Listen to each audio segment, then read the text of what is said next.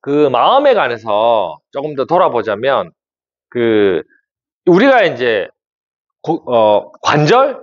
이런 거 이렇게 아플 때, 사실은, 우리가 병원에 가서 이제 척추 사진도 찍고, 관절 사진도 찍고, 뭐 이렇게 하시는데, 기본적으로 아프다고는 그런 전제를 깔고 가서 사진을 찍잖아요. 근데 이런 생각을 하지 않았던 의사들이 있거든요. 그러면 멀쩡한 사람들 만약에 뼈라든지 이렇게 사진을 찍게 되면 어떻게 나올까? 그랬을 때 아픈 사람들의 뼈 구조, 그 다음에 멀쩡한 사람들의 뼈 구조가 비교했을 때 이게 어떤 차이가 있을까라고 해서 그 1976년에서 80년도까지 이스라엘의 마고라와 슈워처라고 하는 이 의사가 스칸디나비아 재활의학 저널에 4편의 논문을 실었어요. 근데 검사 결과 허리 구조 이상 때문에 퇴행성 골관절염, 전이 추체, 잠재 이분 척추 이런 것도 있어요. 근데 척추 분리증 등이 이런 게 허리 구조 때문에 발생하는 게 아니라 허리 통증이 신체 구조 이상 때문에 아니라는 걸 입증을 한 거예요. 허리 구조가 통증을 유발하는 게 아니라는 거예요.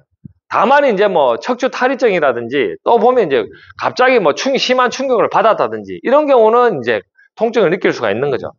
또 한 가지 이제 1953년도에 미국의 그 방사선 학자였던 스플리토프라고 하는 이 사람이 그 통증이 있는 사람하고 없는 사람 척추 구조를 9가지 측면에서 비교를 했는데 별로 차이가 없더라는 거죠.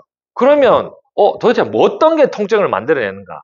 근데 그 뉴욕대학교 재활의학과 이제 교수인 그 존 사로 박사가 이런 관점에서 내가 이제 통증을 느끼는 사람들을 통증을 치료할 때 스트레스를 먼저 체크하는 거예요. 구조를 먼저 보는 게 아니고.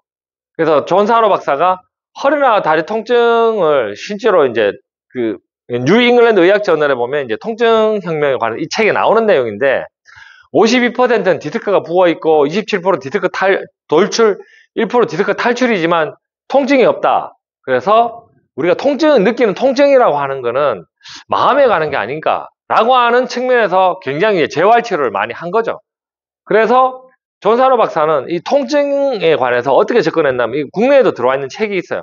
통증 유발자 마음이라고 해서 존사로 박사가 쓴 책인데 통증 유발자 마음 4글자로 하면 심기혈정이라고 할 수 있죠.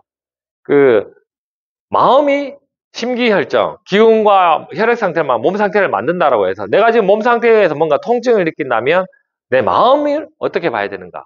그래서 통증 유발자 마음 또는 심기혈정 이렇게 표현할 수 있을 것 같습니다. 우리가 이제 어떤 심한 통증이 있을 때 뭔가 사고를 겪는다든지 감염되든지 이런 거 말고 통증이 있으면 내 도대체 어떤 마음, 어떤 스트레스 때문에 이 통증이 일어날까 이렇게 한번 보시면 좋을 것 같습니다.